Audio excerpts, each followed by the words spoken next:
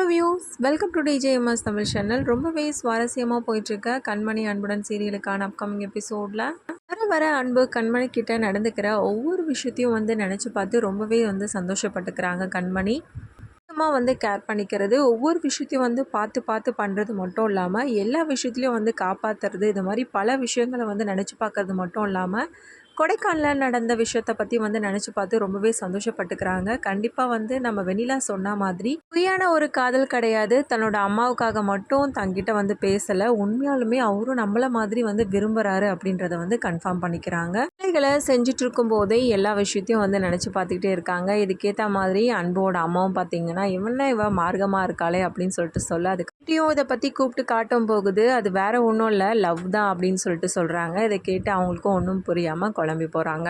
மாதிரி கண்மணிக்கு எப்போதுமே அன்பு நினப்பாவே இருக்குது. எங்கே பார்த்தாலும் அன்பு மாதிரியே தெரிய ஆரம்பிக்கிறாங்க. அதுக்கப்புறம் அன்புக்கு தேவையான விஷயங்கள் எல்லாத்தையும் பண்ணி கொடுக்குறாங்க. சொல்ல போனால் கண்மணி தன்னோட காதலில் அதிகமாக மூழ்கி இருக்காங்கன்னு தான் சொல்ல முடியும். போயிட்டு வராங்க, கண்மணி கிட்ட பேசிகிட்டு இருக்காங்க.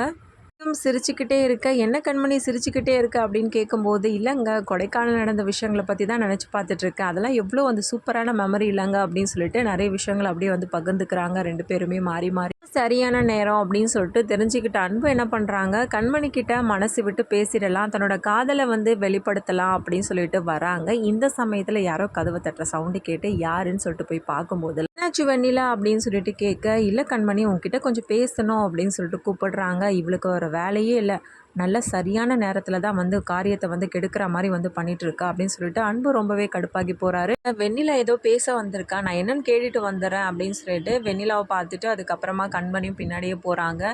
வெண்ணிலா எதுக்காக இப்போ என்னை கூப்பிடுற அப்படின்னு சொல்லிட்டு கேட்க, இல்லை கண்மணி எனக்கு ஒரு மாதிரியாக இருக்குது, மனசே சரியில்லை, ஒரு நாள் மட்டும் என் கூட படுத்துக்கிறியா கண்மணி அப்படின்னு சொல்லிட்டு கேட்க, கண்மணியும் அப்படியே யோசிக்க ஆரம்பிக்கிறாங்க. என்னாச்சு கண்மணி, ஒரு மாதிரி மனசு சரியில்லைன்னு தானே கூப்பிட்றேன், சரி பரவாயில்ல வரலன்னா ஒன்றும் பிரச்சனை இல்லை அப்படின்னு சொல்லிட்டு கேட்குறாங்க. அதுக்கப்புறமா சம்மதிக்கிறாங்க கண்மணியும். சரி வா கண்மணி போகலாம் அப்படின்னு சொல்லிட்டு கண்மணியை கூப்பிடுறாங்க வெண்ணிலா. சரி நான் அன்புக்கிட்ட போய் சொல்லிட்டு வந்துடுறேன் அப்படின்னு சொல்லிட்டு அங்கேருந்து அன்புக்கிட்ட போயிட்டு, எங்க இன்னைக்கு ஒரு நாள் மட்டும் வெண்ணிலா கூட படுத்துக்கவா, ஏன் என்னாச்சு அப்படின்னு சொல்லிட்டு கேட்க, இல்லைங்க அவளுக்கு மனசு சரியில்லையா, ஏதோ ஒரு மாதிரியாக இருக்காங்க, அதனால் இன்றைக்கி ஒரு நாள் மட்டும் என் கூட படுத்துக்கிறியா அப்படின்னு சொல்லிட்டு கேட்குறாங்க. அதனால் அங்கே போய் படுத்துக்கிட்டோமா அப்படின்னு சொல்லிட்டு கேட்டுட்ருக்காங்க.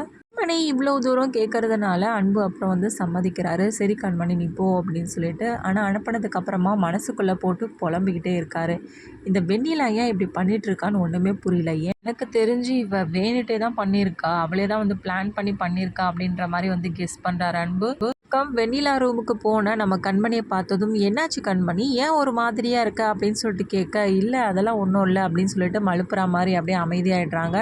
இல்லை நீ ஒரு மாதிரியாக இருக்க, சொல்லு கண்மணி என்னாச்சு அப்படின்னு சொல்லிட்டு வெண்ணிலாவும் கேட்க, அதுவா அது வெண்ணிலா என்கிட்ட அன்பு ஏதோ சொல்ல வந்தார், எனக்கு தெரிஞ்சு அவரோட காதலை தான் என்கிட்ட சொல்ல வந்தாரன்னு எனக்கு தெரியல.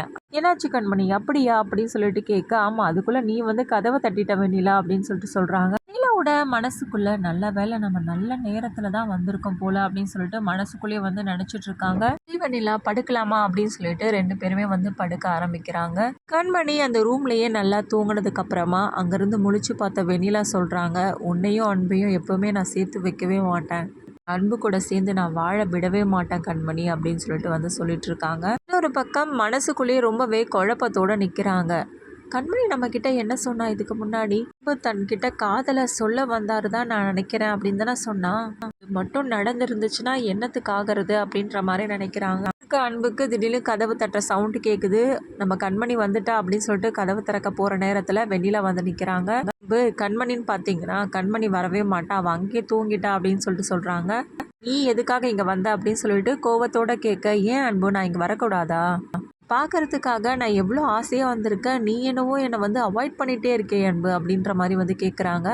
இப்படிலாம் பேசுகிறத கேட்டால் அன்புக்கு பயங்கரமாக கோவம் வருது. அது இங்கே பார் வெண்ணிலா தேவையில்லாமல் இந்த மாதிரிலாம் பேசிகிட்டு இருக்காது அப்படின்னு சொல்லிட்டு பயங்கரமாக திட்டவும் ஆரம்பிக்கிறாங்க வெண்ணிலாவை பார்த்து. திரும்பவும் வெண்ணிலாவோட மனசுக்குள்ளே இப்படியே விட்டால் வேலைக்காவது, தன்னோட காதலை கண்டிப்பாக வெளிப்படுத்திடுவான் அன்பு கண்மணி கிட்ட, அதனால் கண்மணியோட மனசனை மாற்றிக்கிட்டே இருக்கணும் அப்படின்னு சொல்லிட்டு கண்மணியை பார்த்து சில வார்த்தைகள் அன்பை பற்றி பேச ஆரம்பிக்கிறாங்க. 3 மூடத்தனமாக நம்பிட்டு இருக்க கண்மணி அன்பு மேலே உயிராக இருக்கார் அப்படின்னு சொல்லிட்டு, ஆனால் அப்படிலாம் இல்லவே இல்லை அப்படின்ற மாதிரி பேசுகிற தருணத்தில் ரொம்பவே கோவம் வருது கண்மணிக்கு. பாரு வெண்ணிலா, இத்தனை நாளாக நீ வந்து சொல்லிட்டு இருந்த அதெல்லாம் நான் ஏற்றுக்கிட்டேன், ஆனால் இனிமேலும் நீ வந்து அன்பை பற்றி தேவையில்லாமல் வந்து பேசிகிட்டு இருந்தேன்னா என்னால் வந்து அதை பொறுத்துக்கவே முடியாது அப்படின்னு சொல்லிட்டு கத்த ஆரம்பிக்கிறாங்க. என்ன கண்மணி இப்படிலாம் பேசுகிற அப்படின்னு சொல்லிட்டு வெண்ணிலாவும் கேட்க, பின்ன என்ன இப்போது அவர் என்னெல்லாம் பண்ணியிருக்காரு தெரியும்ல அப்படின்னு சொல்லிட்டு ஒவ்வொரு விஷயங்களை வந்து சொல்லிட்டு இருக்காங்க வெண்ணிலா கிட்ட. வெண்ணிலா, இப்போவாவது புரியுதா? நான் சொன்னதுக்கு அப்புறமாவது அன்புக்கு என் மேலே காதல் தான் இருக்குது அப்படின்றது உனக்கு தெரியுதா இல்லையா? அதனால் தேவையில்லாமல் திரும்ப திரும்ப வேறு ஏதாவது பேசிகிட்டு இருக்காத அப்படின்னு சொல்லிட்டு சொல்லிடுறாங்க கண்மணி. இவ திடீர்னு இப்படி பேசிட்டு போகிறோம் அப்படின்னு சொல்லிட்டு பயங்கரமாக கடுப்பாகிடுறாங்க. இதுக்கப்புறமா அன்பு தான் மனசில் இருக்க காதலை கண்மணி கிட்ட சொல்கிறாங்களா.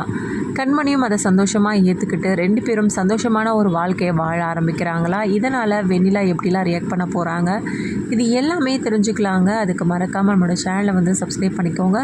கூடவே இருக்க அந்த பெல் ஐக்கனும் கிளிக் பண்ணிவிடுங்க. அப்போ தான் நான் போடுற அடுத்தடுத்த வீடியோஸ் உங்களுக்கு நோட்டிஃபிகேஷனில் வரும். ஓகே வியூஸ், தேங்க்ஸ் ஃபார் வாட்சிங் திஸ் வீடியோ.